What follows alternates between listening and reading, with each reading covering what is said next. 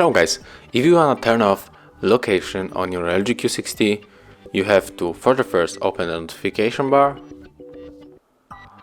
and now swipe on the left, and as you can see this is icon of the location, so now it's turned off, and if we click again now it's turned on.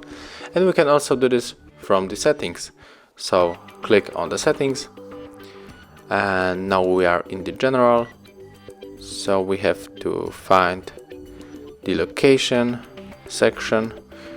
We can do this here, just type location, and as you can see it's turned on. So if we click here it's turned off. So thank you for watching, leave like, subscriptions and comments below.